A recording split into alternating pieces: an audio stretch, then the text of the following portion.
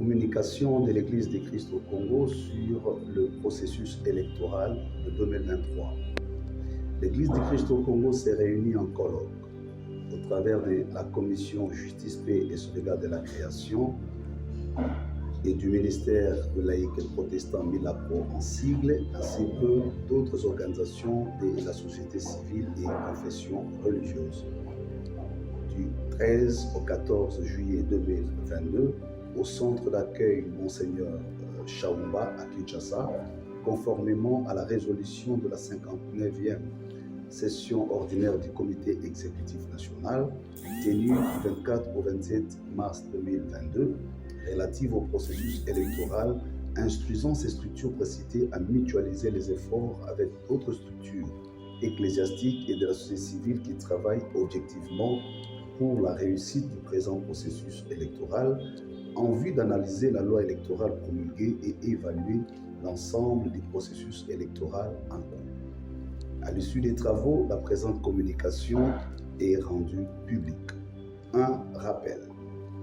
L'ECC rappelle que plusieurs plaidoyers menés conjointement avec la SENCO au nom de la société civile lors des travaux en commission PAJ de l'Assemblée nationale et du Sénat en vue de rattraper les consensus manqués à la désignation des animateurs de la CENI ont été pris en compte en partie, mais dénaturalisés. Ces plaidoyers ont porté sur l'exigence de la prise en compte des dispositions relatives à la transparence électorale, publication des résultats bureau de vote par bureau de vote, au mode de vote électronique, semi-électronique et manuel, au régime des sanctions, au financement des élections, etc.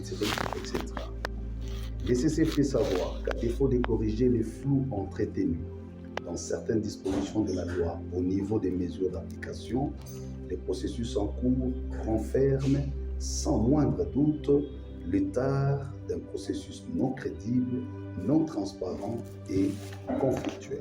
2. Constat. L'ECC note les dépassements des périodes opératoires présentées dans la feuille des routes publiée par la CENI à travers sa décision numéro 004/CENI/BUR/2022 du 3 février 2022. L'ECC note que la version finale de la présente loi a été promulguée sans une plénière publique sanctionnant les travaux de la commission politique, administrative et juridique PAJ mixte, Assemblée nationale et Sénat en vue de les départager. L'ECC note que l'actuelle loi n'a pas vidé les préoccupations qui ont dangereusement entaché la crédibilité du processus de 2018, notamment la controverse autour de la machine à voter, les déficits de transparence quant à la rationalité du mode de vote, à la publication des résultats bureau de vote par bureau de vote, au mode et à la chaîne de transmission des résultats, au nombre et à la localisation du bureau de vote et des centres de compilation, au déficit de gestion rationnelle des contentieux, aux méfaits des pluralités des candidatures pour une énième personne à plusieurs scrutins directs, au contrôle du mécanisme du seuil d'éligibilité.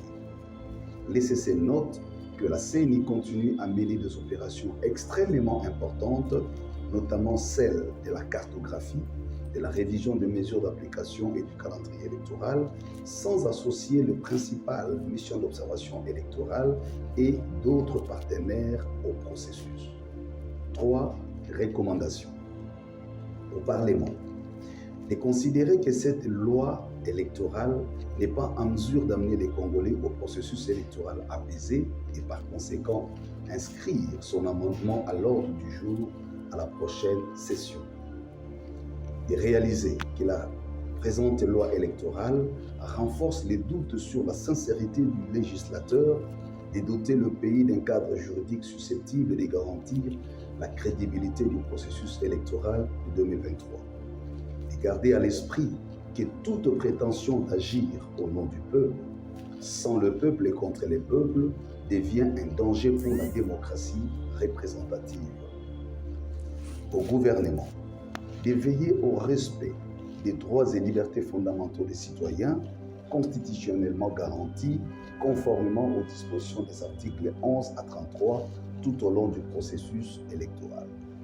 de présenter un plan global de sécurisation des élections dans les zones exposées aux conflits armés, de présenter les budgets globaux et les plans de décaissement pour le financement des élections de 2023 en vue d'éviter tout dépassement du délai constitutionnel. Aux cours et tribunaux, de mener des actions de nature à décourager les pratiques de corruption pendant les élections, de dire les droits conformément aux prescrits de la loi pour une gestion rationnelle des contentieux électoraux.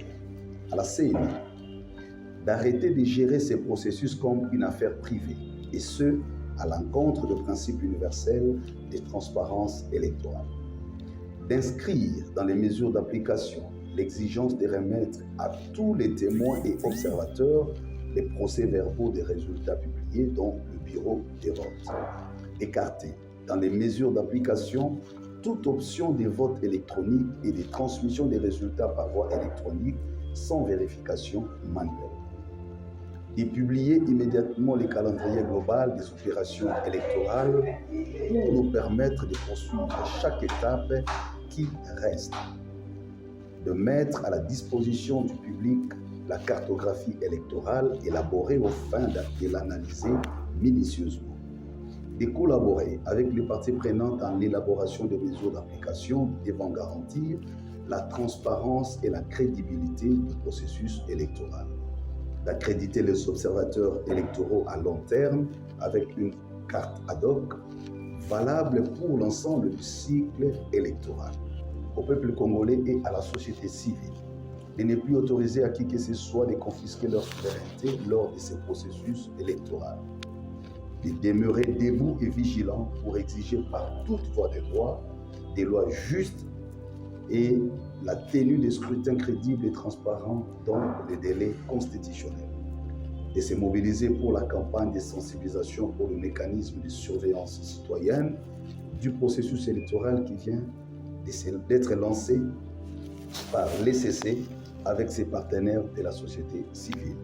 Que l'Éternel Dieu bénisse la RDC, que l'Éternel Dieu bénisse le peuple congolais, que l'Éternel Dieu bénisse l'ECC.